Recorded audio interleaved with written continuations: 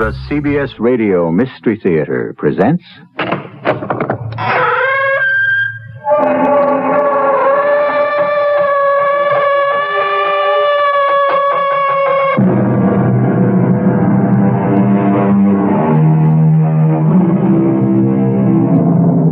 Come in. Welcome. I'm E.G. Marshall. The race, we are told, is to the swift. Likewise, the battle to the strong. There is no substitute for victory. Winning. That's the only thing. The only place is first place. The only guy is top guy. The only number is numero uno. As a popular philosopher so recently stated, nice guys finish last. True, perhaps, but there are also some last guys who finish nice. Or should we say, nicely? This house, this property, it's all worth close to $500,000, and I can't get a dime for it. Why not? Because the house is haunted. Oh, Dumont, that's impossible. There's no such thing as a haunted house. I'm telling you, this place is haunted. And I'm telling you it's impossible. Physically, rationally, scientifically impossible. It could... What was that? Do you still say it's scientifically impossible? Well, science changes from time to time to accommodate new evidence. That's why it's science.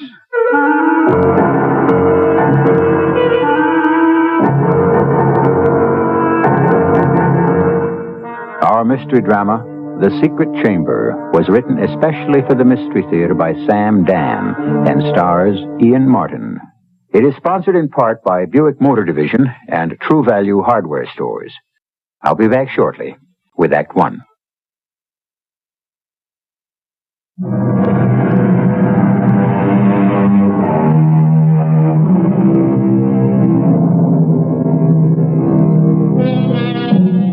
There are those people who flatly refuse to recognize the existence of ghosts.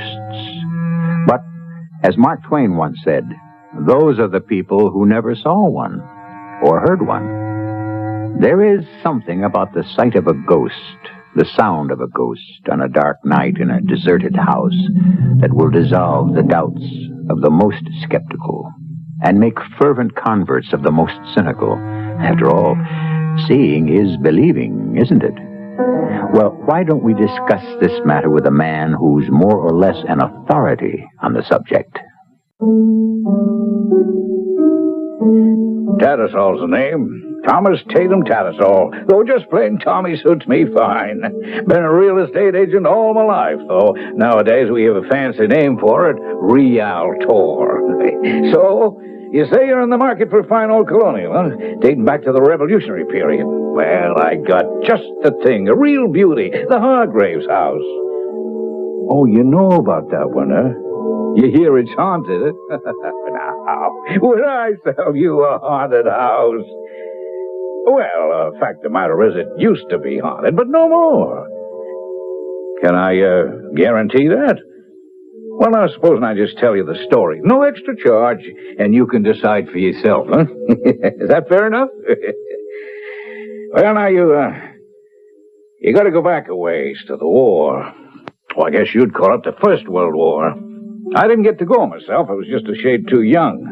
I was also just a shade too young for a beautiful girl named Felicity Hargrave. Anyhow, she was in love with Lieutenant Bobby Lightfoot, who was fighting in France with the Rainbow Division. Well, one morning, Felicity's mother asked me to drop over to the house. Thomas, you have to help me. Oh, how, Miss Hargrave? Bobby Lightfoot is dead. Bobby Lightfoot? Yes, but he just... Felicity was notified. Bobby fell at a place called Chateau Thierry. Oh, gee, I feel so bad for Felicity. Yes, Felicity. Thomas, I'm frightened.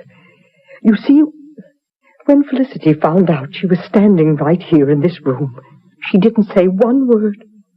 Not a solitary tear ran down her cheek. She stood silent for at least 5 full minutes, And then she turned around and went upstairs to her room. And she said nothing at all? That was 3 days ago. She still won't say one word. She won't touch a bite of food, nor sip a single swallow of water. Oh, what do you suppose I could do? Oh, I'm at my wit's end. Oh, if only her father, the judge, was alive, and her Uncle Dumont's off in the Navy. Thomas, could you talk to her?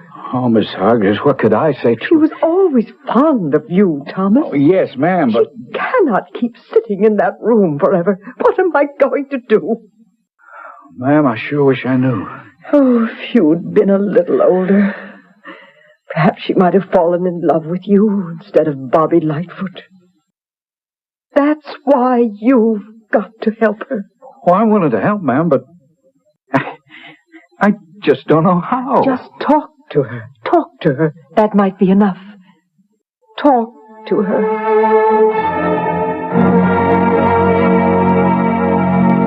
Felicity? It's me, Tommy Tattersaul. Felicity? Yes, I know. Tommy. Gee, I'm sorry about Bobby. Bobby? Who? Who's Bobby? Bobby Lightfoot. I don't know anyone named Bobby. Oh. Well, would you like to go for a walk? No, Tommy. Oh, but you've been cooped up in your room so long. I want to stay here. It's such a lovely room, isn't it? Well, yes, but... The house is such a magnificent house. I was born here. Did you know that? Well, yeah. And so was my dad and his dad before him. I never want to leave this house. Well, Felicity, why not? Because there's death outside. Death? Death. Lying in wait everywhere. Death. Now I remember. Bobby. My own Bobby Lightfoot. Didn't I plead with him? Don't go, Bobby. Don't leave. Death is waiting there outside. But he didn't listen. My Bobby didn't listen. But I won't leave this house. I won't go out there. Out where death is waiting. Now, look, Felicity, could I tell you something? I'm safe here.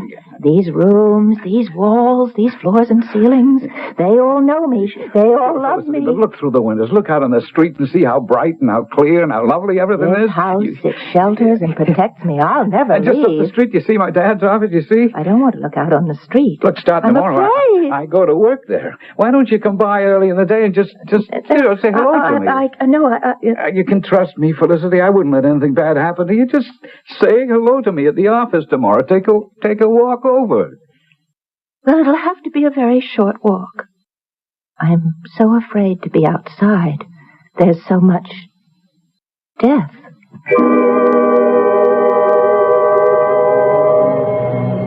And that's how it all began. Every morning she'd come by, say hello, and then she'd rush right back home. Poor Felicity. I was the only one she ever talked to.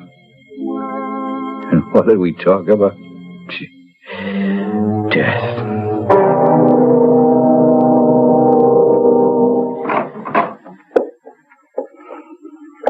Good morning, Tommy. Morning, Felicity. How do you feel this morning? I don't feel well. I did a terrible thing. Oh, not you, Felicity. Yes, I did. I stepped on an ant. Oh. I saw him. Him? I should have waited till he'd gone by, and I did stop. But then so did he, and I thought he was just going to stay there, and it would be safe for me to... And then I just as I stepped forward, so did he, and my foot was... it was too late. And I'm sorry, Felicity. I'm really, truly sorry. An ant is a living thing. It's one of God's creatures. It wasn't your fault. Part of God's plan. Felicity, it won't be held against you. You mean that, Tommy? Of course I mean. You're not just saying it to make me feel better. Would I lie to you? And I'll be forgiven someday? Oh. You've been forgiven already. Felicity Hargraves. Once the loveliest, liveliest young lady in the county. As time went on, she got no better. I guess you could say she got even worse. So the years went by.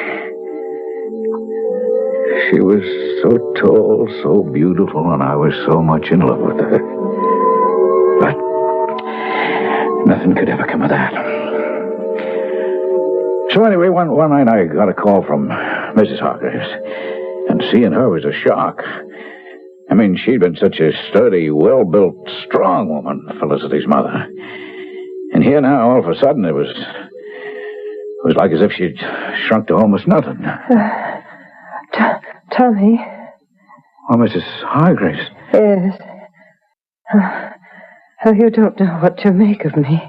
I can't understand it myself. It happened almost overnight. But what's wrong? I'm dying. And Felicity's going to need a friend more than ever. Well, she's always got a friend in me. Her Uncle Dumont will take care of her financial affairs. Dumont? Yes. The judge had him named executor of the estate when I die. Oh.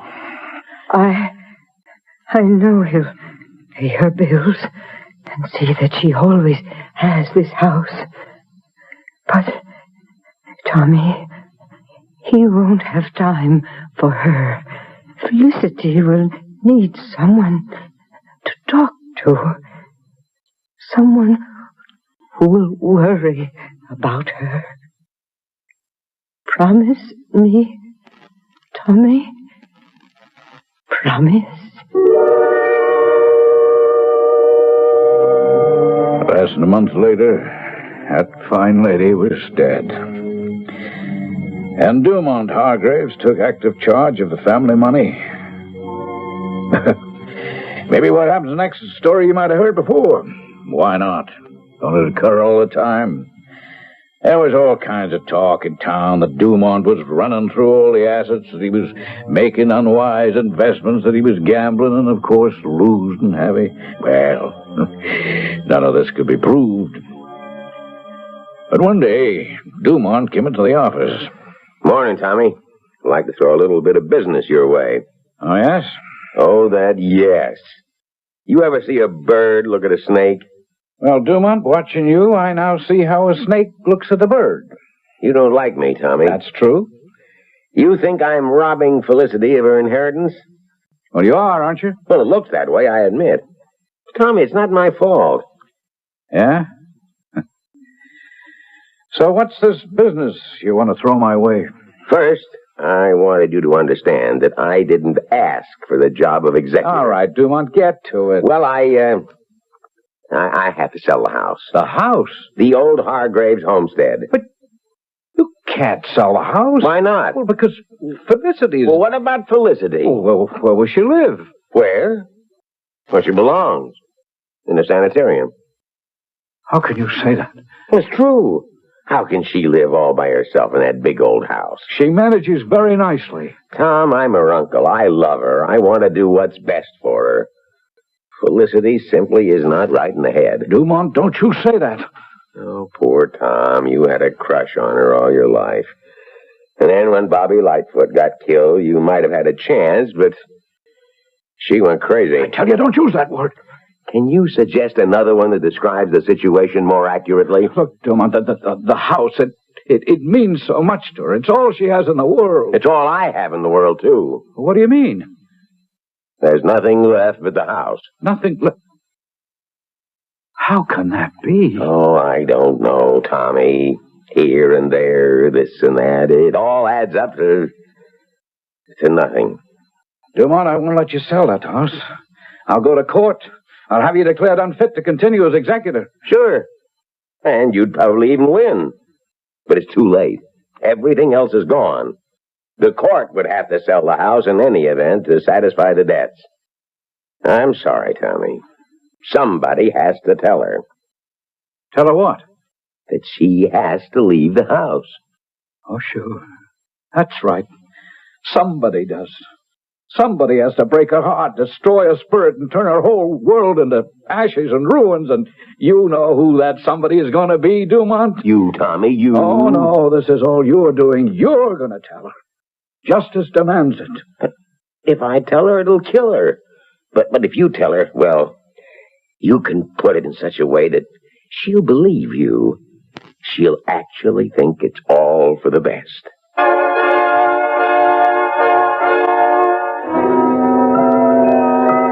There are those people who are always pulling chestnuts out of the fire. Somebody else's chestnuts, we might add. Why do they do it? What makes the Tommy Tattersauls of this world tick? Since there's a little bit of Tommy in so many of us, perhaps even in you, why not ponder the problem for a few moments until I return shortly with Act Two?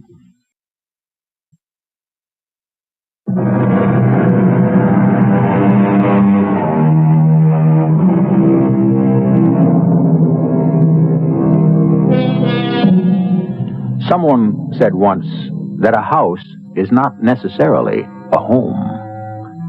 That may not be true, but what can hardly be in dispute is the fact that a home has to be a house, of some kind anyhow. It has to have form and structure. It must protect and shelter. It must be fortress and sanctuary. Felicity Hargrave is about to be evicted. But I can't leave here, Tommy. I can't. I know it's difficult, Felicity. Oh, it's much more than difficult, Tom. It's impossible. Look, Felicity, just I'll listen. die. No. Oh, yes, there's death outside. You know that. I'm not safe anywhere else, Tommy. You'll be safe with me, Felicity. I spoke it over with my mother. You'll stay at our house for a while. No, I want to stay at my house. Well, Mother's alone all day, and you'll be such good company for each other. You always liked my mother, didn't you? Oh, yes, Tommy, very much. I have a wonderful idea. Let her come and stay with me at my house. But Felicity, she... Please, won't you try to understand? Understand what? That it isn't your house anymore. How can it not be my house? It's got to be sold. It's part of me. According to the law. Every part of this house is a part of me, Tommy. It knows me. It sheltered me. It kept me warm. It kept me dry. It kept me safe. No, Tommy. No, but I'm only sell trying the house. to... Could I sell part of myself? Could I sell my heart? Could I, Tommy? Yes, I could. But I'd die. Felicity, I only want to help you. Now, you know that, and you believe me, don't Soon you? the war in France will be over, and Bobby will be back. And if I'm not here, he won't know where to look for me. Well, I'll keep an eye out for Bobby, and if he comes along, No, don't say if. When? Well, when he comes, I'll bring him to you. Come on now, Felicity. You come with me. Now? It'd be best. Huh? Tommy, please, let me just stay here one more night, please. Let me stay here tonight and say goodbye to the house. And then in the morning, I'll go away with you, please. All right, Felicity. I'll come by for you. Early in the morning. Maybe I shouldn't let her stay, but how could I refuse her? Besides, what could happen? Well, a great deal happened. I came by for her in the morning, and she was gone. Felicity? Felicity? Where are you? Felicity! Sheriff, it's Tommy Tattersaul. Yeah, it's Felicity Hargrave. She's gone. Yes, sir, that's what I mean. She's disappeared. Oh, well, I'm here now. Yeah, I searched the house from top to bottom. There's not a sign of her. I don't know where she went. Where could she go? Where could she go? Well, there was all kinds of talk, foul play, or maybe she might have just wandered off into the woods and beyond them down into the swamp. If she'd gone and done that, then she'd be lost forever. Well, that's what I told people. Because I realized what Felicity had been trying to tell me. that if she had to leave that house, she'd kill herself. That's what all the talk about death had amounted to. And I felt it was my fault. Why had I let her stay that final night? Why had I left her alone? Well, as you might imagine, the disappearance of Felicity Hargrave was a sensation, but like all such sensations, it only lasted a while. We had the elections and the circus come to town, and one thing and another, and gradually Felicity Hargrave was forgotten by almost everyone. Except me. Tommy, you gotta help me out. Yeah, that's where I'd like to help you, Dumont. Right out the door. Now, don't be angry, Tommy. It goes against your better nature. I'm in trouble. Well, I'm glad to hear it. No, you're not. You're a very kind-hearted person. I still have to sell that house. I'm not stopping. Don't you hear what's being said around town? The house is haunted. It's impossible for a house to be haunted. Oh, I don't know about that. The way it started was I advertised in the Philadelphia and New York papers. Now, I admit I was trying to save your broker's commission. I admit that. Well, these folks came down, and I took them into the house, and they just loved it. I almost had a deal. And then we heard it. Heard what? The ghost. What do you mean, ghost? How could you hear it? It was moaning and crying. Dumont, it's impossible. There were 3 of us. This man, his wife, and myself. All 3 of us. We heard it. I still say it's impossible. Instead of standing there and saying impossible, why don't you go and hear it for yourself? All right, Dumont. Where's your ghost? I tell you, we heard it. I tell you what you heard. You heard the voice of your guilty conscience. You robbed a troubled girl out of everything she owned in this world. Believe me, Tommy, it wasn't intentional. Well, it comes to the same thing. Money meant nothing to her, but then you took away the one thing she couldn't live without, this house. Oh, please, Tommy. Yeah, go ahead and suffer because you deserve it. Tommy, my conscience is one thing, but a ghost is something else. There is a ghost. It's the ghost of Felicity Hargrave. Felicity's dead. She... Listen. What? Listen, Tommy. What? Oh, good Lord. Do you hear it? Do you hear it? You hear that, Tommy? It's not your imagination. It's not the terror on my face. Close your eyes. Don't you hear it? There. Tommy, there. Is it my imagination? It was a ghost. It was just the way a ghostly voice was supposed to sound. So I'd been wrong all my life. There was such a thing as a ghost, and this was the ghost of Felicity Hargrave. She'd come home. I believed it. Do something, Tommy. Do something. Do what?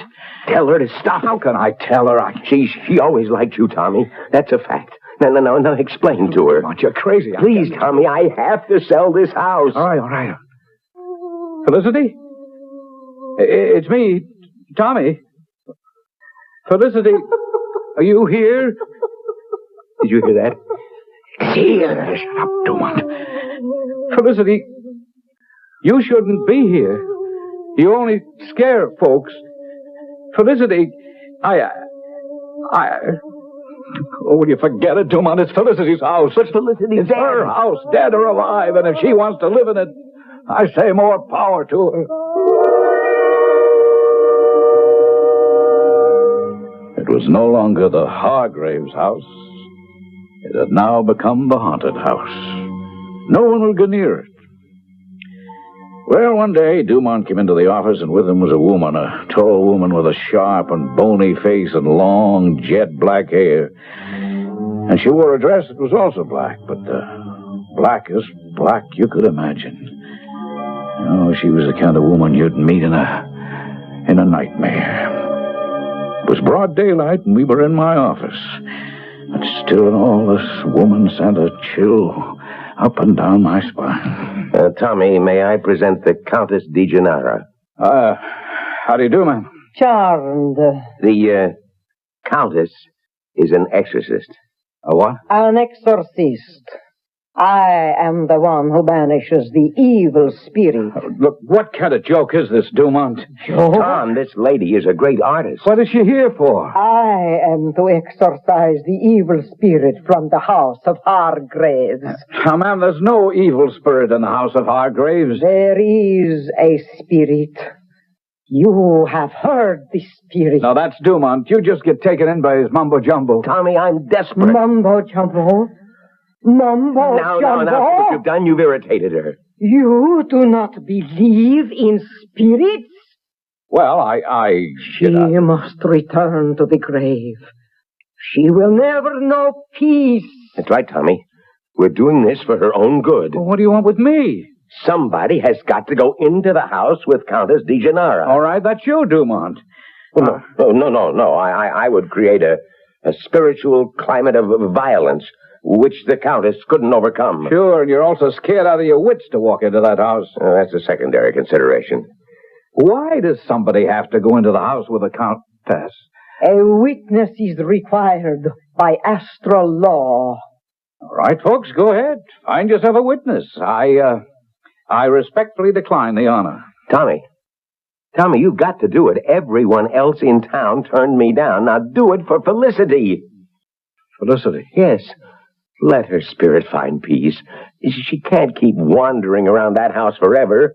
Do you want to be guilty of depriving Felicity of her rest and peace throughout all eternity? Yeah, but this exorcist business... Business? He dares to call it business. It is a sacred profession. It's a fake. Is it? And do you know everything, young man? Can you swear that Felicity's ghost isn't in the house? Oh, come on, Tom. What have you got to lose? Oh, he has a great deal to lose. His arrogance, his intolerance, his ignorance. All right, I'll go. Go.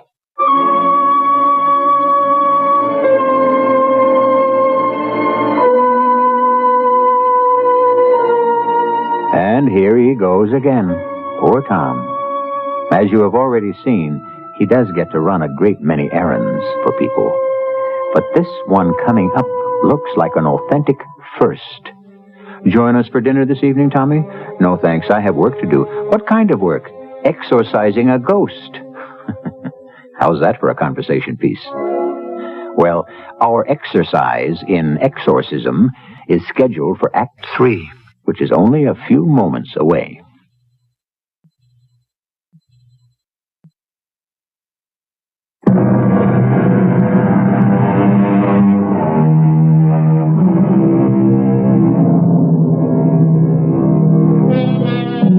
Exorcising spirits is a practice that's as old as mankind.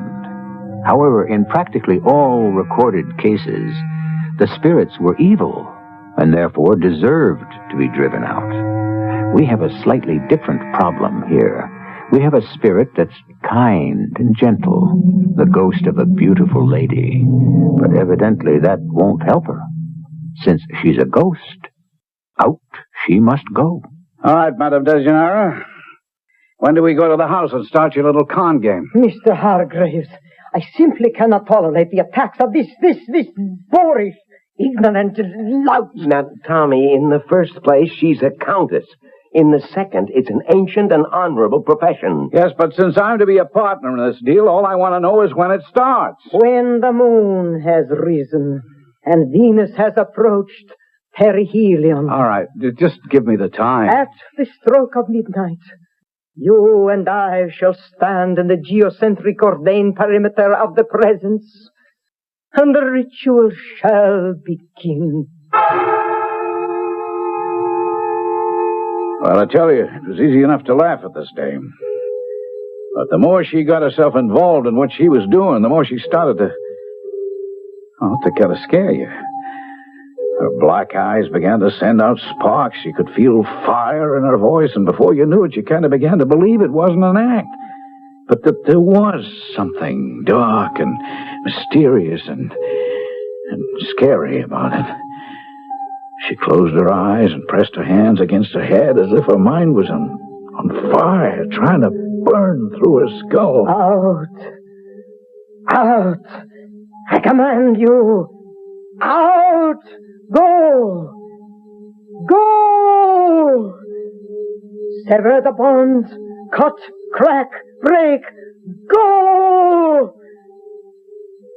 Spirit, you who in life were Felicity Hargraves, I command you to leave. Within me is the soul of the high priest of the temple. I will now exorcise you. Leave! Go! For I shall pronounce the ineffable, forbidden tetragrammaton. I shall thunder under the name of...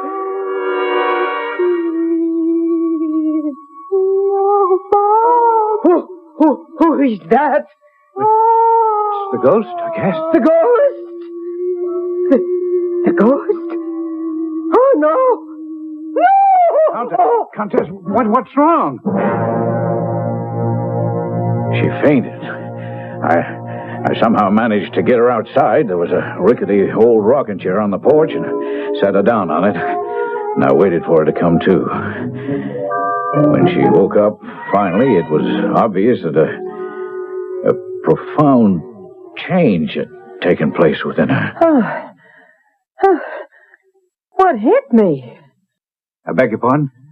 The slicker outslicked. The flim-flammer out-flim-flammed. You were right about me, pal. Back there in the office when you called it a con game. That's all it was, a racket. Go figure. There are ghosts. What are you saying? I'm saying, pal, that you just heard the real article. You heard a ghost. You know there's no such thing as a ghost. There ain't. What do you think's inside the house here? Now, look, Countess, did you know? Oh, let's can that Countess label, pal. The square handle's Molly McGuire from Union City, New Jersey. This ghost racket now, it's a gimmick. A hook to cast the rubes with. But you know something? I see now the rubes were right. Maybe the rubes were always right. Because there are ghosts. And the laughs on the slickers. Like me.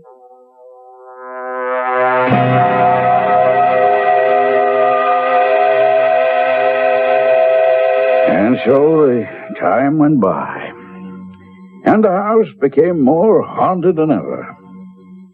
And then one day, Dumont came in. Oh, he was considerably older now, and he looked the worse for wear, or I should say, the worse for work. Because these days he had to earn a living. And in many respects, he was still the same old Dumont. Tommy, you've got to help me. I've got a chance. A 1 in a million, once in a lifetime chance to recoup. Yeah. I've been working. Tommy, you know I've been working for years now. Ever since Felicity left us. Well, whose fault was that, Dumont? Tom, I didn't come to open old wounds.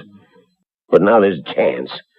Some folks from New York want to buy the house. All right, sell it. How?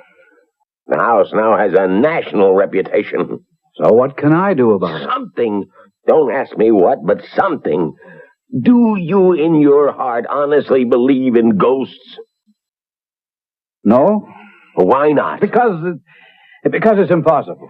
Well, how do you account for the fact that people actually hear the ghost when they're inside that house? Dumont, you want to know what folks hear in that house? They hear a loose board on the floor or a gap on the mortar of the chimney, a missing tile on the roof. Every house has creaks and moans and strains, and a fellow's imagination takes it from there. And you've got to find them.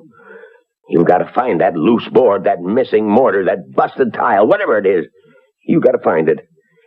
Give me a chance to live out the rest of my life comfortably. Now, please, Tommy. Well, sir, I went to work in that house. I looked her over from top to bottom. Old Colonel Nathaniel Hargraves, he sure knew how to build. Beams of solid oak, walls of thick and heavy plaster. After all these years, everything was still sound and true. I putted up the windows so no air could blow through. I made sure the shutters hung firm and steady. I oiled all the hardware in the doors, and I was through. A tighter, sounder, more ship-shape house simply didn't exist. And a coat of paint made it so fresh and clean and bright. And I even put in a telephone. No, that was for psychological reasons. After all, a practical thing like a phone works against the very idea of a ghost, huh? Hello? Tommy? Oh, yes, Dumont. What is it? The prospective buyer. He's in town, waiting in his hotel room. Yes, Dumont. Tommy, you did take care of the ghost, didn't you? I mean, the house. It's no longer haunted. I'll see you in a little while, Dumont. Oh, bless you, Tommy. And just for that, I'm going to give you your full broker's commission. I looked around the house, that bright place, that cheerful, sunny place. How could anyone possibly believe it was haunted? It proved there's no such thing as a ghost. And then I heard her.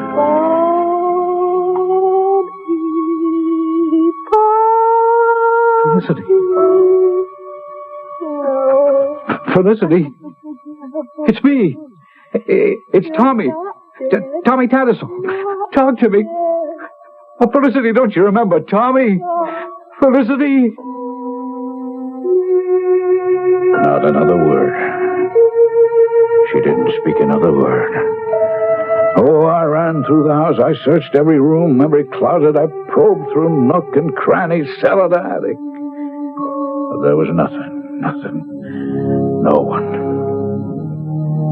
And then I decided to try something else. I stood by the fireplace and very quietly I said, Felicity, it's me. It's Bobby, Felicity. It's your own true love, Bobby Lightfoot. Come back from the war. It's me. Bobby. Bobby? Bobby? Felicity, oh, my good Lord. It's you.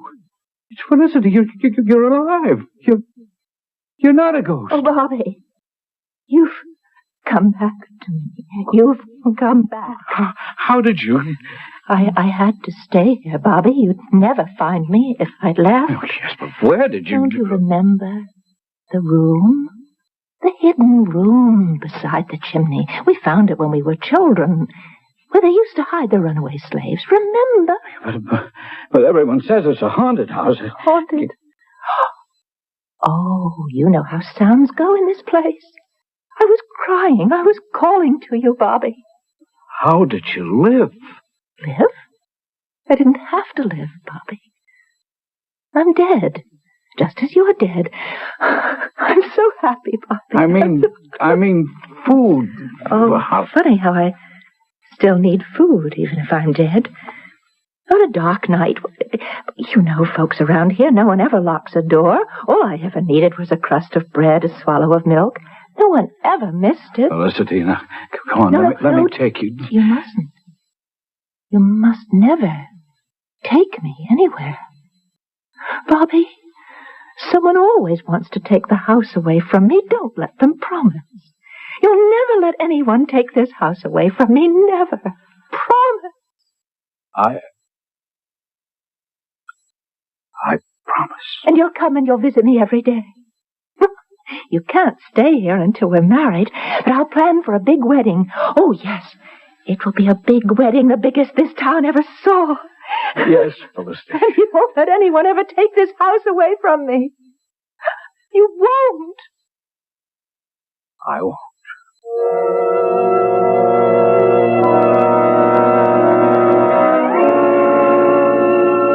Yes, Mr. Hastings.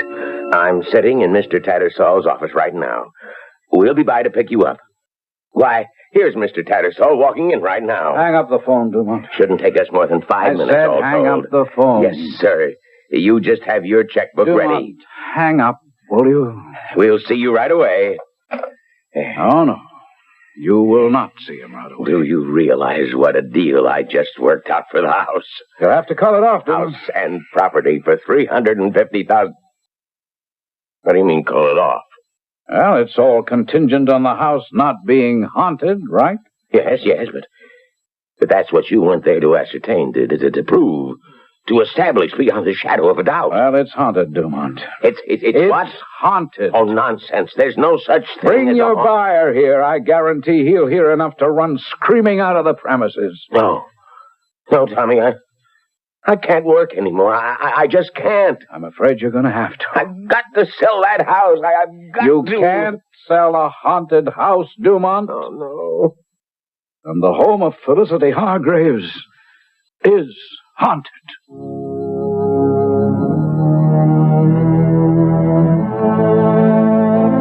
Felicity died last year. A very old lady. She died in that house she loved. She died in Bobby Lightfoot's arms. And late that night,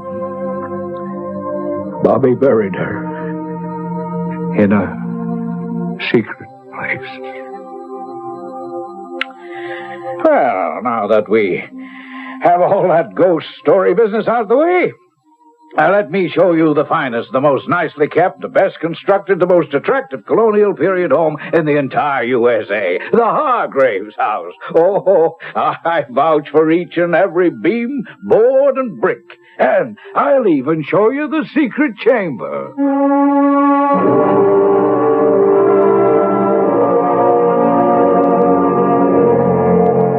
Well, if our animal-oriented friends will forgive the expression, there are many ways to skin a cat, and just as many ways to sell a house. People who peddle large-ticket items like automobiles and houses are known for their enthusiasm and optimism, as indeed they should be.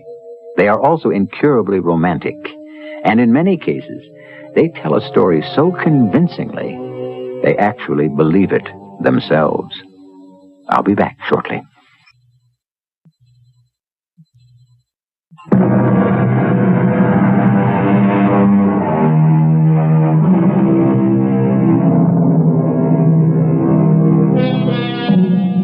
You have just heard a ghost story. But what is a ghost story? Indeed, what is a ghost? Mr. Ibsen says we are all ghosts. We are what we have inherited from our departed ancestors. We are all sorts of dead ideas and beliefs. Who knows what lies dormant in each of us? Who knows what we keep locked up in the dark of the soul? Our cast included Ian Martin, Marion Seldes, Joan Shea, and Leon Janney. The entire production was under the direction of Hyman Brown. Radio Mystery Theater was sponsored in part by Certainteed Fiberglass Attic Insulation. This is E.G. Marshall inviting you to return to our Mystery Theater for another adventure in the macabre. Until next time, pleasant dreams.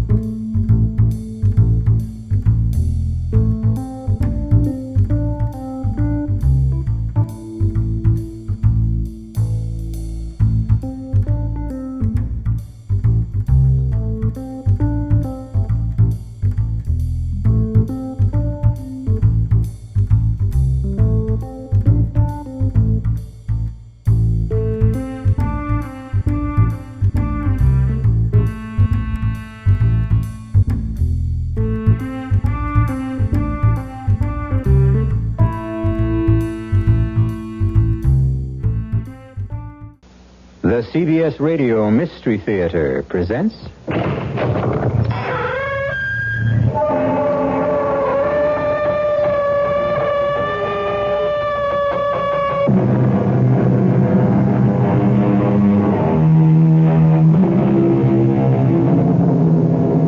Come in. Welcome. I'm E.G. Marshall. And once again, I invite you to join me as we journey through a strange and mysterious landscape filled with the terror of the unknown. Come as you are. You already own all the necessary equipment. All you need is your imagination. You've heard it said, there is no such thing as the perfect crime, but don't you believe it. History is filled with perfect crimes. After all, isn't every unsolved murder a perfect crime? We have a perfect crime for you to consider. And the ironic part of it is the fact that the murderer had no intention of killing his victim. Indeed, he was completely unaware of his existence. I saw this guy, Katie. Yeah? He had the pistol in his hand. It was still smoking. I knew he did it. I had him dead to rights. Well, Stash, why didn't you make the arrest? Because I couldn't. You see a guy kill somebody, you're a cop, and you don't move in to make the arrest? I was scared. Scared, okay, but you could have called for help. No, they'd never believe me. Why? Because this guy's name is Aaron Burr. Oh, I don't care if his name is King Tut. Well, he's as dead as King Tut. Aaron Burr died in 1836. Then how could he have killed somebody this morning? He did, Katie. Believe me. He did.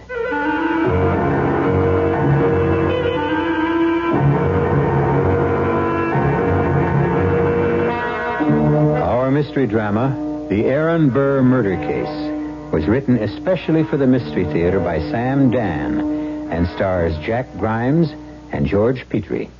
It is sponsored in part by Buick Motor Division and Contact, the 12-hour cold capsule. I'll be back shortly with Act One. Give your hand to a friend. Give your heart to your loves. But give your cold to contact. The sooner the better. The common cold is a rotten thing. You miss so much. Sneezing, drips, and congestion can drag you down. Then, ask yourself the contact question. 6 or 3 or 1. You'd need 6 cold tablets, 2 every 4 hours, or 3 ounces of Cold's liquid, 1 every 4 hours, or just 1 contact for up to 12 hours continuous relief of those symptoms.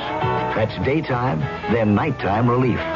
Both the others have things for aches and fever, and the liquid, something for coughs. Not found in Contact 600 tiny time pills. Give your cold to contact. 6 or 3 or 1. Take Contact. Only as directed. For some people, falling asleep at night is just as hard as waking up in the morning. If a noisy bedroom clock is keeping you awake, here's good news. True Value hardware stores have something to make falling asleep a little easier. Frank Lieber here to tell you that they have a General Electric Chronotyl digital alarm clock. Its large digital numbers rotate smoothly and quietly. They don't flip, so there's no noise to keep you awake. Comes in a compact case, just 7 inches wide, so it'll fit most anywhere. It's just $9.88. And True Value hardware stores have something to make waking up in the morning a little more pleasant. The GE lighted snooze alarm clock wakes you, lets you snooze a few minutes, then wakes you again. Has an easy-to-read lighted dial, a sweep second hand, and comes in a smartly styled case. It's just $5.88. Get a GE alarm clock for yourself or someone on your Christmas list. They're just a few of the values you'll find at the participating True Value hardware store nearest your home.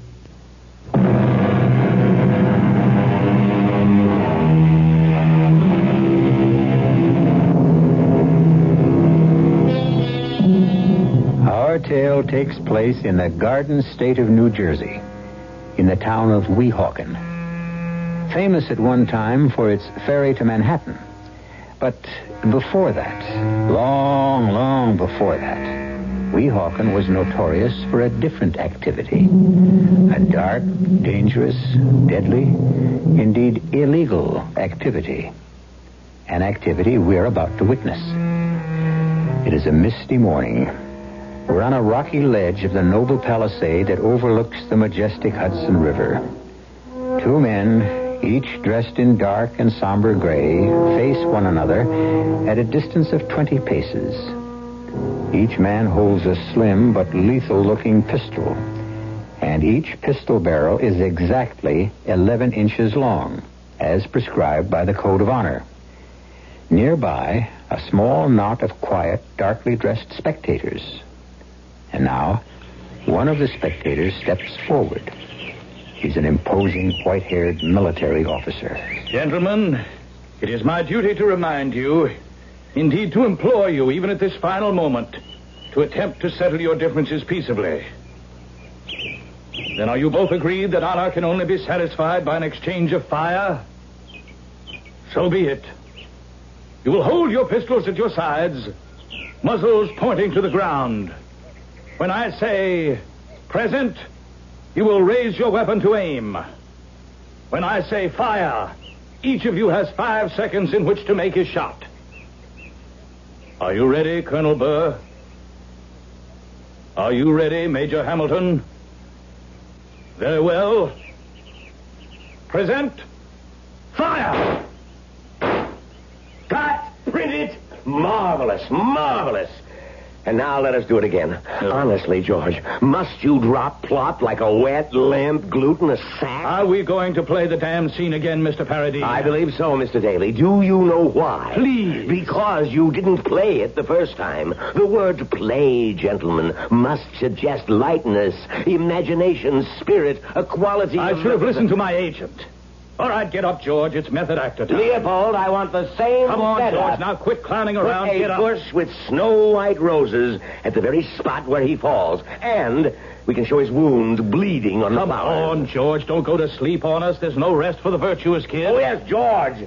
The next time you are shot, you must not sprawl to the ground like some pregnant hippopotamus. You are Alexander Hamilton. George. Financial wizard, soldier, statesman. George, is something the matter? Philosopher, aristocrat. You must die as you have lived, delicately. Max, wait, Max. Something's wrong with George. Elegantly, gracefully. Max, he's sick. Sick? Oh, no, he can't be sick. He'll destroy my whole schedule. Something's wrong, Max. Something's wrong. George. He's got a funny look on his face. George, say you're all right. Say you're all right. He's unconscious. Look, blood. Blood? That's blood oozing out of his chest. Max, he's dead. He can't be dead. We haven't shot the love scenes yet. We need the police. Get one of those cops standing by the fence, officer. George, you're not dead. You're not dead. You can't do this to me, George. Okay. Just stand back. Everybody. Officer, this man is dead. All right, then what's the trouble? Everybody has to stand back, huh? Hey, Chuck, call the ambulance. And nobody leave here, and don't anybody touch nothing.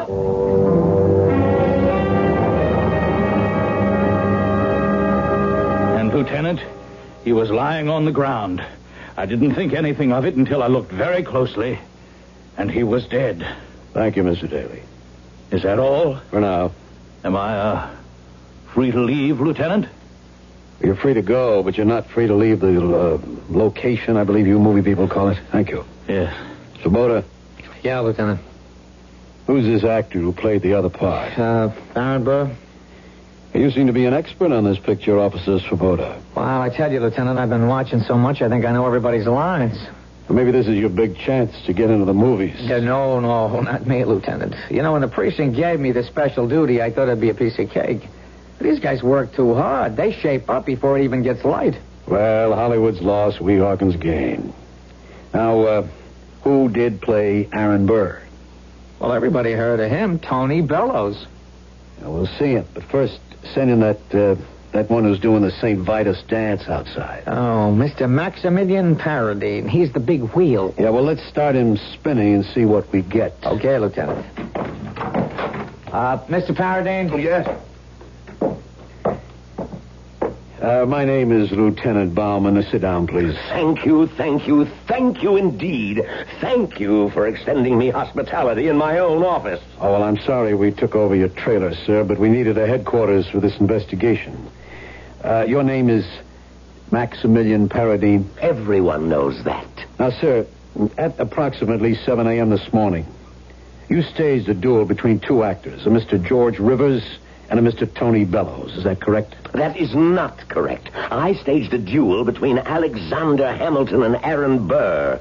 In that time and in that place, for me, they were real people. Well, can we say that you staged the duel between Alexander Hamilton and Aaron Burr as they were portrayed by George Rivers and Tony Bellows? Yes, we can say that. And somehow, in a manner yet to be determined, Mr. George Rivers was killed. Arrest me, Lieutenant.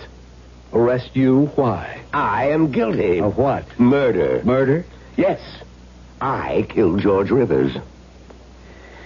Mr. Paradine, at this point, I must advise you of your rights under the law. Lieutenant, I committed the deed. I shall pay the price. How did you murder George Rivers? In drama as in life, there is the inevitable, and so my artistry, my creativity could produce only the inevitable result. The death of Hamilton. Now, my concern is the death of George Rivers. I know. But at that time and in that place, they were one and the same. How did you murder George Rivers? I told you. What did you tell me? He died as a testimony to the truth of my genius. Now, look, I'm only asking how this happened. Very well. The average producer, writer, director, how would he make this picture? He would get the best box office names his budget could afford. He would shoot on some back lot in Hollywood. And as a result... But, sir... as a result, his alleged picture would have nothing of the mood, the spirit, the sense of being of Hamilton and Burr. What did I do? Look, all you really have to tell me... I know what I have to tell you. Hamilton and Burr... bitter rivals for power in the infant republic. Who do I cast? George Rivers and Tony Bellows, rivals for preeminence as the leading men in the American theater. Just as Hamilton and Burr vied for the affections of Miss Eliza Croy, I cast for that role Julia Starrett, who has just divorced Tony Bellows in order to live with George Rivers. Do you follow this? Yes, sir, but what I must ask you is... Do you understand how my actors now are under the same human tensions that tormented the people whom they portray? Sir, I only have a very... Hear me question. out. Now then, where do I stage the final fatal act of the tragedy? I go to the exact spot Hamilton and Burr chose for the denouement to their drama. The favorite dueling ground of the day. A field at the edge of the Palisades in Weehawken, New Jersey. Mr. Paradine. I not only place each of them in the precise positions they occupied on that fatal morning, I actually chose the morning itself. Wednesday, July 11th, 7 a.m. So, you see... Everything is exactly as it was. The hatred, the tension, the time, the place, and therefore the absolutely inevitable result. Well, what? What is the procedure? I have just confessed to murder. What I'm waiting for you to tell me is how you killed him. How I killed him. He died because a pistol ball pierced his heart. Now, someone inserted that ball into the pistol that was fired by Mr. Tony Bellows. That someone is the murderer. Now, sir, is that someone you? No. Then you are not the killer. No one could have placed a ball into that pistol. Why do you say that? Because there is no place to put a ball and no way to fire it. How can you say... how can I say that? Simple. I provided these pistols myself. For all that they look authentic, they are only cap pistols. This is the pistol that fired the shot. Are you telling me it's not real? That's exactly what I'm telling you. I'm sorry, Mr. Paradine. This is an authentic pistol, and it has been fired. That's impossible, Lieutenant. Here, look. Let me show you why it... Yes? Lieutenant, this isn't the pistol that I gave it. It isn't the same pistol. It isn't the pistol I had the prop department make. Yep, yes, Lieutenant. Where'd you get this pistol? Well, it was lying on the ground, Lieutenant. Where? Well, near where Aaron Burr, Tony Bellows dropped it. It was laying there along with his cloak. This cloak? Yeah, on the table? Yes, sir. I tell you, it was not the pistol that was used in the scene. Well, I don't know, Lieutenant. That's the one I found near where Tony Bellows was standing, and this one here is the one George Rivers had. Now you can see. That's the make-believe pistol. There were two of them.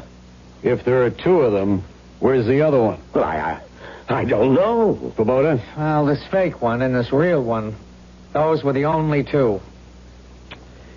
Get this Tony Bellows in here. All right. Mr. Bellows?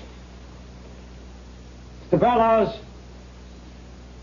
He's not out there, Lieutenant. That's a real pistol. Look, maybe he's in his trailer, Lieutenant. Well, find him and bring him in here. Yes, sir. Lieutenant. What is it, Mr. Faraday? I don't know what to make of it. I don't know what to say. About what? This pistol. The name. Here, look. Read what's engraved. Where? Just under the lock. Read it. It says... Aaron Burr.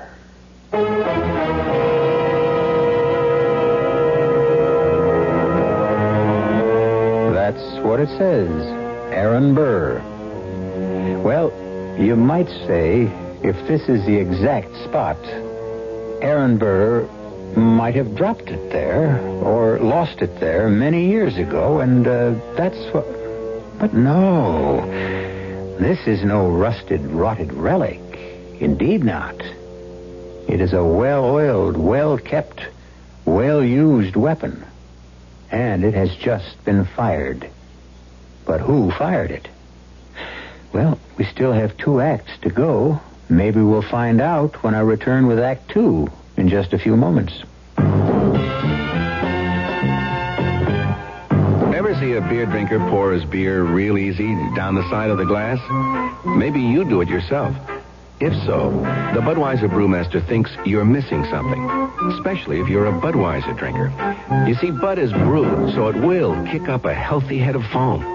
Exclusive beechwood aging and natural carbonation make it a lively brew. Well, anyway, pouring Bud plunk down the middle of the glass helps bring out the best in that clean white Budweiser foam and real beer aroma. It also helps you get the full benefit of a taste, smoothness, and drinkability you'll find in no other beer at any price. Remember, brewing beer right does make a difference. Next time, pour that Budweiser right down the middle and see for yourself. Anheuser-Busch, St. Louis. For some people, falling asleep at night is just as hard as waking up in the morning. If a noisy bedroom clock is keeping you awake, here's good news. True Value hardware stores have something to make falling asleep a little easier. Frank Lieber here to tell you that they have a General Electric Chronotyl digital alarm clock. Its large digital numbers rotate smoothly and quietly. They don't flip, so there's no noise to keep you awake. Comes in a compact case, just 7 inches wide, so it'll fit most anywhere. It's just $9.88. And True Value hardware stores have something to make waking up in the morning a little more pleasant. The GE lighted snooze alarm clock wakes you, lets you snooze a few minutes, then wakes you again. Has an easy-to-read lighted dial, a sweep second hand, and comes in a smartly styled case. It's just $5.88. Get a GE alarm clock for yourself or someone on your Christmas list. They're just a few of the values you'll find at the participating True Value hardware store nearest your home.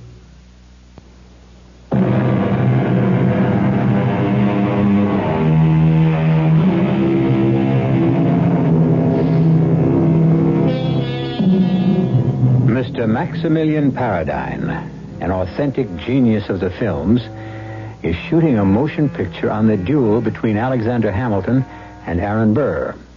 And shooting seems to be the literal word for it, since George Rivers, who plays Alexander Hamilton, fell to the ground dead.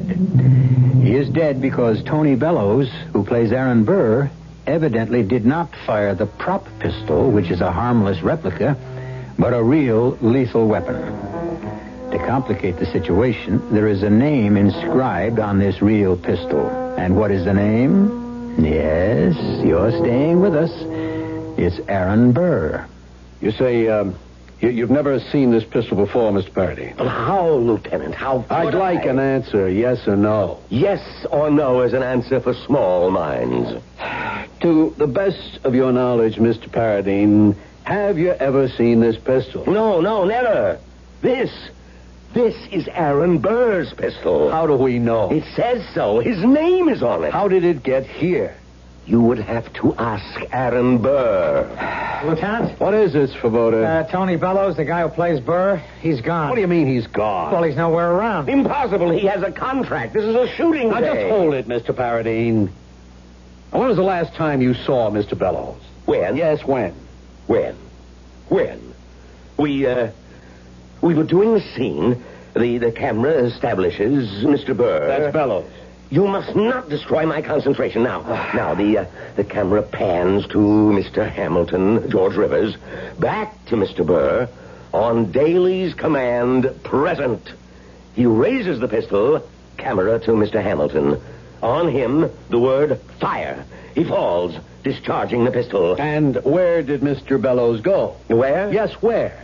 I don't know. You don't know? I wasn't concerned with him. I was watching Mr. Hamilton. George played the scene badly. Oh, that's a terrible thing to say about an actor. And if you quote me, I shall deny it. But the last scene he ever played, he played badly. This is Bauman. Get me the chief. Terrible way for an actor to die. Yeah, Bauman at the movie thing here. We wanted Tony Bellows. Material witness, at least. Disappeared. Uh-huh. Ask the New York cops if they can pick him up for us. He's got an awful lot of questions to answer.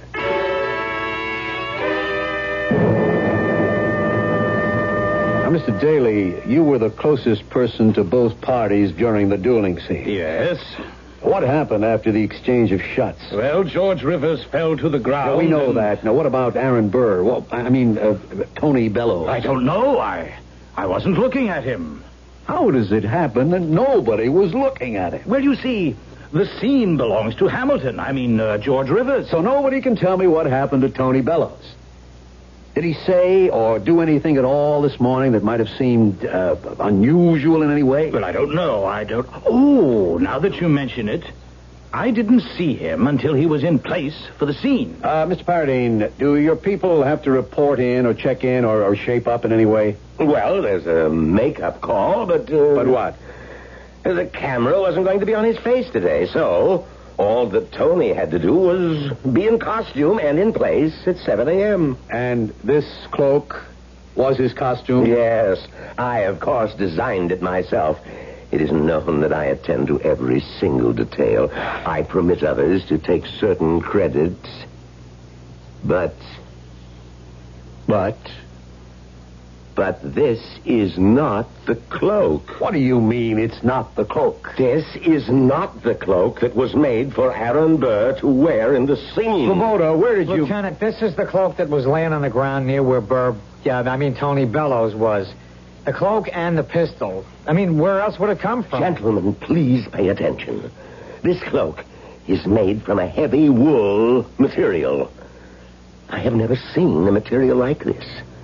Mine was a cotton because I wanted But, Mr. Paradine... And let me... Oh, no. Here it is. Inscribed below the collar. Look, read. Aaron Burr. Aaron Burr. Lieutenant, I am frightened. Miss Paradine, are you positive this is not the cloak? Lieutenant, may I show you something? Look, these stitches. And what about the stitches? Look at the stitches along every seam. Well? Not a single one of these stitches was sewn by machine. This is not the cloak that was worn by Aaron Burr this morning. Svoboda? Yeah, but it's the one I found. If it wasn't lying there, where would I get it? Lieutenant Bauman. Yeah. Where? Yeah, right now. Svoboda, you got a squad car out there? Yeah, Lieutenant. We're going across the river. The New York cops are holding Aaron Burr. Tony Bellows.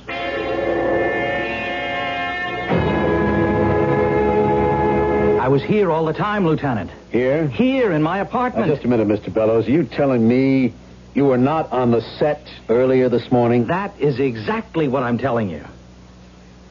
You better tell it from the beginning. All right. I got to bed late last night. We'd been, okay, I had a few. And the truth is, I did something for the first time in my whole career. I just overslept. I missed my assignment. And? Well, I was awakened by a persistent ringing of the doorbell. I kind of staggered out of bed. I mean, I was hungover, and I opened it, and there was a cop, and he said, "I'm wanted for questioning by New Jersey police in connection with the killing of George Rivers." I didn't even know he was dead. How would I know? You deny that you were on the set this morning? Oh, yes. You deny you fired the shot? How could I fire the shot if I wasn't there? But you were seen there, Mr. Bellows. Was I?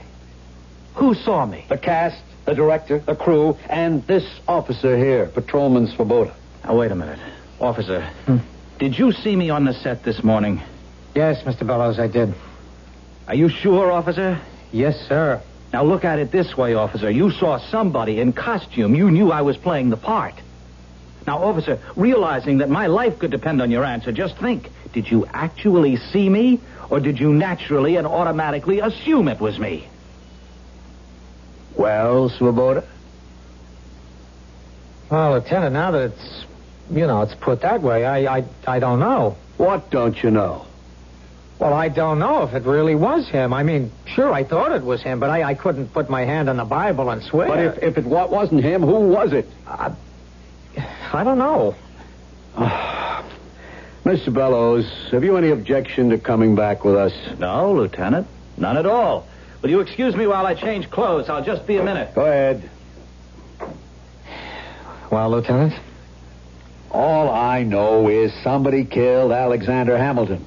Now, listen to me. I'm talking like that flaky director. I mean, somebody killed George Rivers. Yeah, but who? Svoboda, you were there. You're a cop, a trained observer. Now, tell me, what did you see? Okay, I'm standing just inside the fence by the gate. I'm with Chuck and Smitty. They're not watching. I am. Okay, it's just about 7 a.m., so there's Hamilton. Yeah, I mean Rivers, and there's Tony Bellows, and they're ready to shoot. When was the first time you saw Tony Bellows? Yeah, well, that's just it. Now I can't be sure it was Tony Bellows. Okay, when was the first time you saw someone that looked like him? When? Well, just then. You mean you didn't see him on the set before? You didn't see him come out of the dressing room trailer? No, Lieutenant. Okay. They play the thing. They shoot. Now what? Well, I'm watching Hamilton. Yeah, I mean Rivers. I say to Smitty, I bet she makes him play it again. But Bellows, Tony Bellows, what about him? Yeah, I don't know. I'm not looking at him. Then there's all the noise and the commotion, and I run over there. George Rivers is dead. And all through this, you don't see Bellows? No, sir. We put in a call for the ambulance. And there's no sign of Bellows? Well, I don't see him, but I'm not looking for him. So you bring in the pistol and the cloak? The cloak. Now that you say it, something's bothering me. Before the shots, he's wearing a cloak, but after the shots, right after, I think, he's not wearing it. Now, why would he take it off? Svoboda, how would you know? You said you weren't looking at him. You were looking at Hamilton. Yeah, Lieutenant, but you don't have to look at somebody to be aware of him. You know what I mean? And I'm aware of the fact that he's not wearing a cloak. And I see him toss away the pistol, and I think there's another guy. What other guy? Who? I don't know. Another actor? I don't know. It don't look like any of the other actors. Who did it look like? It was something red. What are you talking about? Red? Why should I be thinking of the color red? Svoboda, this other guy, who? If there really was another guy. Now, Svoboda, don't you go kooky on me now. I'm trying to think, Lieutenant. I'm trying to remember.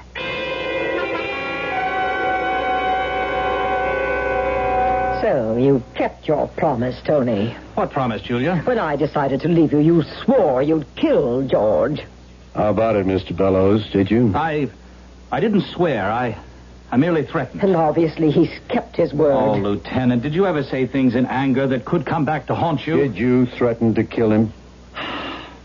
Yes, I suppose I did. He killed George because it was the only way. What only way? The only way to get rid of him. Why would I want to get rid of George Rivers? Because it had become obvious to anyone with even the slightest knowledge of theater that George was the more accomplished, the more versatile, the better actor. That is not true. To call the silly, mannered posturings of George Rivers acting is the height of stupidity. And then, of course, there's me. I walked out on you and chose him. Do you think I'd commit murder for a little date? Okay, you folks have your fight some other time. Miss Tarrant, did you or did you not see Tony Bellows on the set this morning? No. And I have no further questions to ask you. But I have something to tell you, Lieutenant. Tony Bellows killed George Rivers. How could I kill him if I wasn't here? You were here even if I didn't see you. Who says so? I really don't know why we're having this kind of argument. There's a very simple way to find out.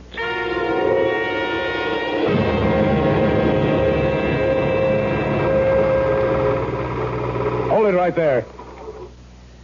No, it's no good, Mr. Paradine. You can't see his face. Ah, but you can see the cloak and the pistols so clearly. But I want his face. Keep the projector going. Is there any more film? Yes, Lieutenant, plenty of film, but nothing that will show you the face.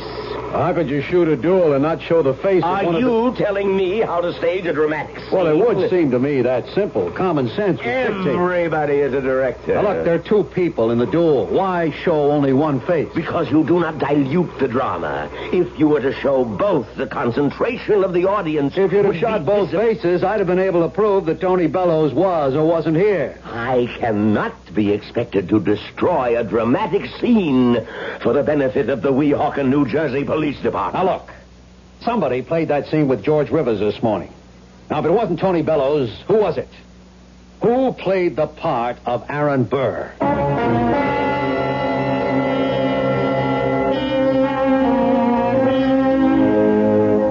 All right.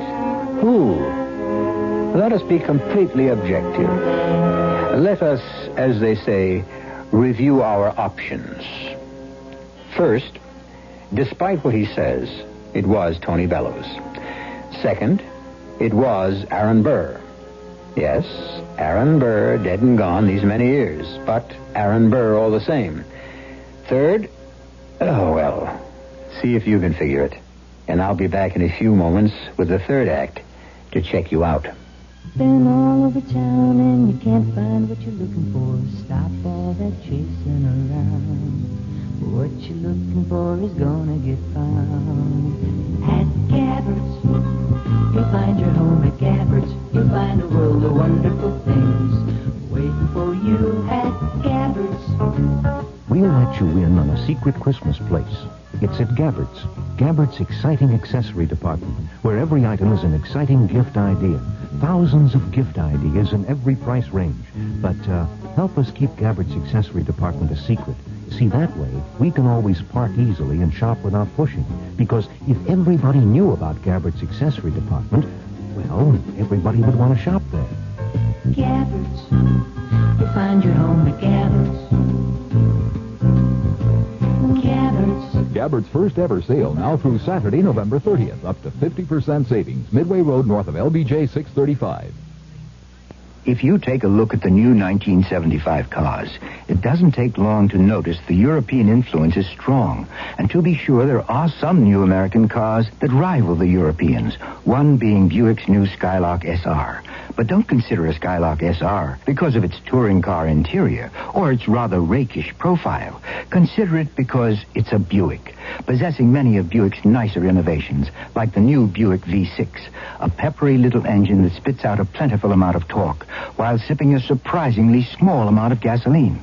And if you wish, Skylark SR can abound with creature comforts seldom found on cars this size, with available items like Cruise Master speed control, AM/FM stereo. But you've heard enough. Now you need to see and drive a Skylark SR. And try to remember, it's not a European touring car.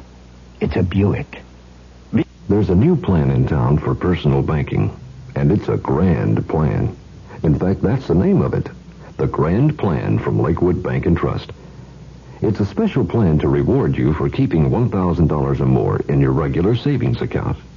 As a member of Lakewood's Grand Plan, you will get 6 free banking services, including no service charge checking, as many free personalized checks as you need, and free emergency overdraft protection. The Grand Plan doesn't cost you money. It makes you money. It really is free. There's no monthly fee, and you don't have to apply for a bank credit card. On top of all the free services, you naturally receive the maximum interest on your savings. And at Lakewood, the interest is compounded every day. So find out all about Lakewood's Grand Plan for personal banking. Call or come by and see your accommodating banker at Lakewood Bank and Trust, Gaston at La Vista, member FDIC.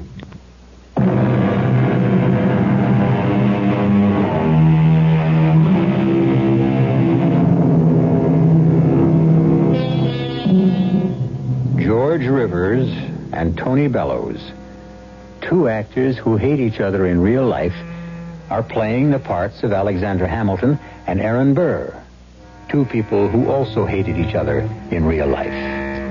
Comes the duel scene, and George, who plays Hamilton, is shot dead. Tony insists he wasn't there. But somebody played the part of Aaron Burr and played it for keeps. The question, who? I wasn't here, and that's why no one can say they saw me. All right. No one saw. No one remembers getting a good look at Aaron Burr this morning. Now, if it wasn't you, Mr. Bellows, then somebody wore that cloak and used that pistol. Lieutenant, I can suggest a way out of the difficulty. The pistol. Whose fingerprints are on it? Things don't work out as conveniently for the police as they do for the movies, Mr. Paradine. There are no fingerprints on it. Lieutenant? Yes, Swoboda? Red hair. Why do I remember a guy with red hair? Bright red hair. Mr. Paradine? Anybody with red hair in the company? Red hair? Yeah. No. My philosophy is to use a redhead only as a lead. You see, if anyone else had red hair, it would... Yeah, I know. It would detract. What about this guy with red hair, Swoboda? I don't know. I'm just trying to put it together in my own mind.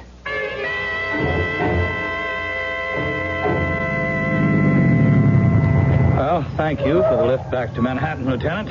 We brought you over. We bring you back. Will I be wanted again for, Just keep yourself available. I see.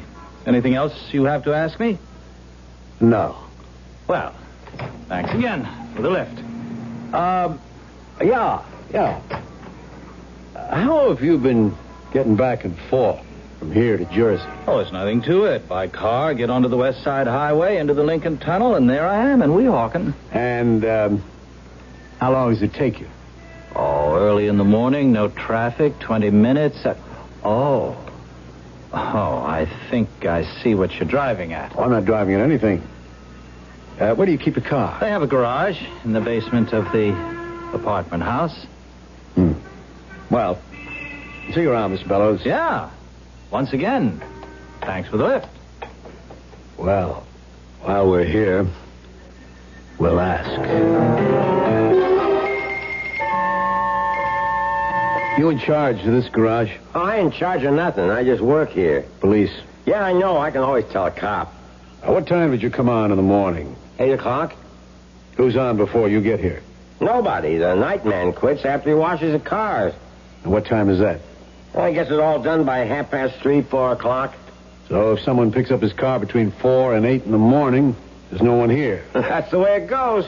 When you got here at 8 o'clock, was Tony Bellows' car in the garage? Yes, sir, it was. And talking about Tony Bellows' car, I'm washing it now. I see. Anything else? Yeah, I noticed on the blackboard there you got some names. Mr. Bellows is one of them. What does that mean? Oh, those are the full-service customers. You see, each one is supposed to have their car washed every night in the week. Okay, thanks. You know what I always say, support the local cops. Hold it. You're washing Mr. Bellows' car now? Why? You can see why. It's filthy. Full of that Jersey mud and dirt. Was it that way when you came in at 8 this morning? It's been that way all day. It's the first chance I had to get at it. But if the night man washed it last night and it hasn't been used since, then how did it get so muddy? Could he have forgotten to wash it? Who, Jerry? Well, we call him Jerry the Elephant. He never forgets.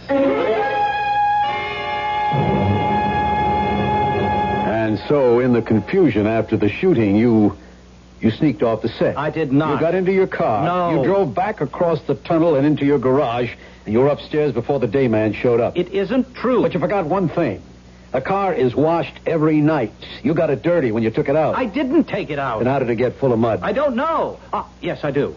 The night man didn't wash it. He swears he did. Oh, he's lying. Plenty of times he forgets or he's too lazy. And I pay good money for that service. You're not getting your money's worth. Why didn't you complain?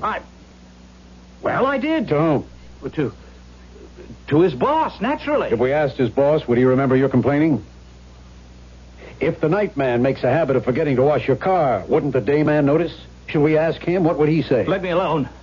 Just let me alone. I didn't kill him. I did not kill him. Yes, we better let you alone for a while. Have something to drink. Relax. Think about it.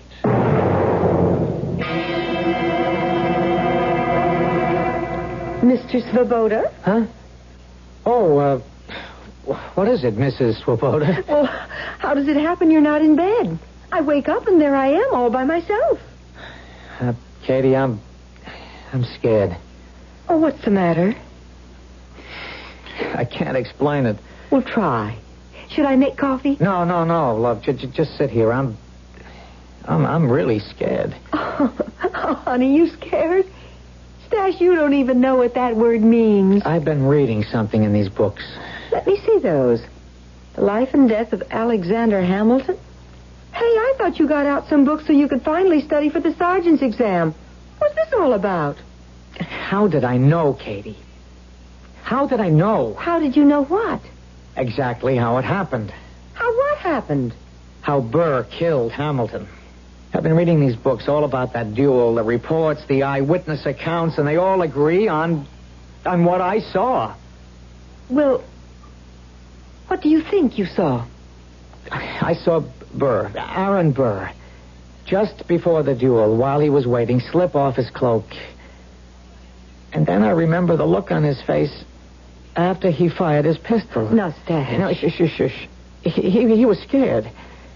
I guess he really didn't mean to kill Hamilton, and he just threw away the pistol. And he was about to rush over to where Hamilton fell, and this red-haired man stopped him. Stopped him? Just held him. And he then started walking Burr away. And? And that's all I saw. Nobody else saw a red-haired guy, but I did. And you know who he was? Who? All right, Burr has a second. You know, a guy to back him up, huh? Uh-huh. And this guy's name was Van Ness. And he had red hair. So? Well, what does that mean? Do you realize what I saw? I saw it exactly as it happened, as it took place on Wednesday morning at 7 o'clock on July 11th, 1804. I saw the real duel. And somehow the real Aaron Burr fired, and the bullet hit George Rivers, the actor. Oh. Katie, I saw it. Well, I'm not saying you didn't. The only way to explain it, the only way it could have happened. Stash, if the duel took place in 1804, how Look, could... Katie, it's like if you can duplicate all the exact conditions, you can maybe... Okay, Stash. Look, they're going to hang it on this Tony Bellows. But, darling, he did it. No, Katie. Aaron Burr did it. That's what happened. That's the crazy thing that happened. But what can you do about it? I got to tell Bauman. No, Stash, don't. But Tony Bellows is innocent. You tell that kind of story to Bauman. You know what they'll do? It doesn't matter. If you know the truth, you got to tell it. But you don't know it's the truth. All right, look, here in this book. You see what the guy writes? And when Burr saw that he had killed the precious enemy, he threw his pistol away as if it were a thing unclean and started to rush toward his fallen friend and foe. And only the red-haired Van Ness, who, fearing for Burr's safety, managed to spirit him away. So? That's what I saw. That's what I saw. How he threw away the pistol, how he wanted to run to Hamilton. That's what the man's writing about. And And you say you actually saw Aaron Burr? It's the only thing that makes sense, Lieutenant. And somehow they were back in 1804. Yes, Lieutenant. And as the bullet flew from the real Aaron Burr's pistol, it somehow killed George Rivers. Yes, Lieutenant. Well, what do you suggest we do? We have to do something to help Tony Bellows. No, I mean, what do we do about you, Svoboda? Me? I can forget it. Forget it? You're a good cop. Lieutenant, do you think maybe Look, cops are human like everybody else. We're not supermen. But I'm not nuts. I saw it. I saw Aaron Burr. How are things at home, Svoboda? Oh, look, Lieutenant. It's tough to be a cop's wife, so sometimes a guy feels a lot of pressure. Lieutenant, everything is just great at home. And you take a lot of flack. People make remarks. A cop is everybody's favorite target. You know, they used to call us flat-feet and bulls. Today, we're pigs and fuzz. It can get to a guy. Lieutenant, all that rolls off my back. I know what I saw. You want to go on sick leave? Oh, is that how it is? How else can it be? Oh, okay. Say that Bellows did kill him. How can he expect to get away with it?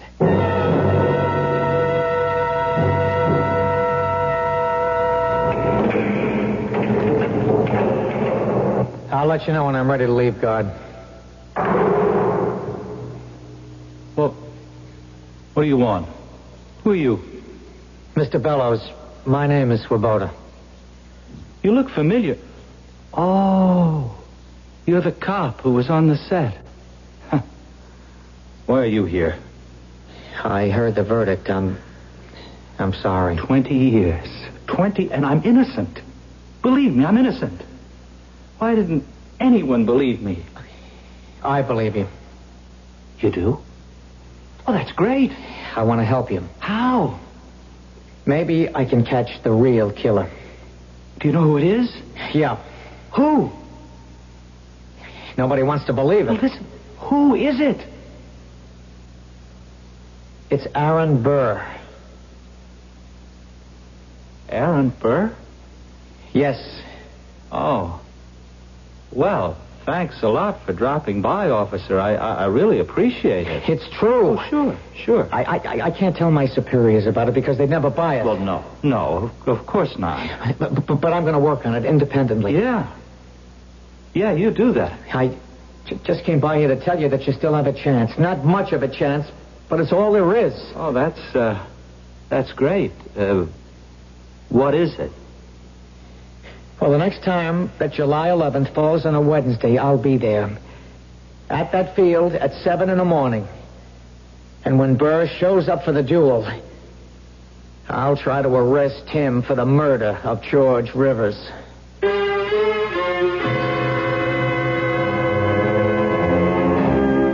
That will be 7 years from now.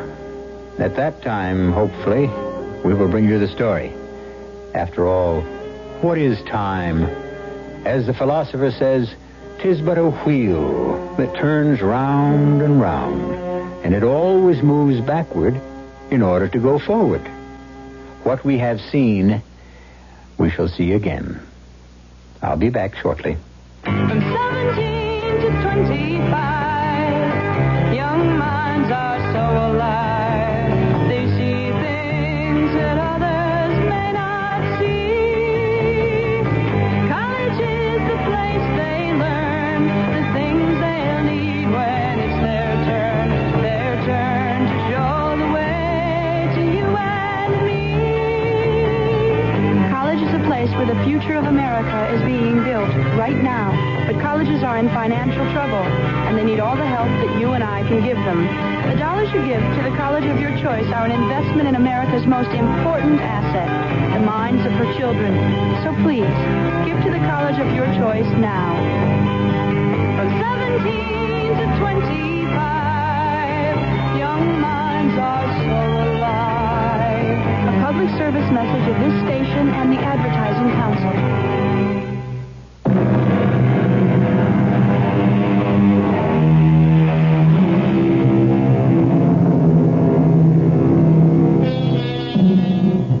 Was Was Mr. Tony Bellows really home asleep during the duel? Did Officer Svoboda really see Aaron Burr and his second, Mr. Van Ness? We never take sides around here. We serve the feast and let each help himself to those dishes that please him best. Certainly there is nourishment enough to sustain both points of view. Our cast included Jack Grimes, George Petrie, Joan Shea, William Redfield, and Leon Janney. The entire production was under the direction of Hyman Brown. And now, a preview of our next tale. I knew there was something mysterious going on in this house. Something was wrong. Maybe it wasn't as deadly as Mayette had claimed. But I felt certain it wasn't as innocent as her father had asserted. And I also knew that I wasn't going to rest until I found out. I got out of bed and dressed myself. And I walked quietly to the door. And I turned the handle. And that's when I discovered that it was locked. Locked from the outside. I walked to the window. And I discovered that I couldn't open it. And now I knew with crystal clarity I was a prisoner.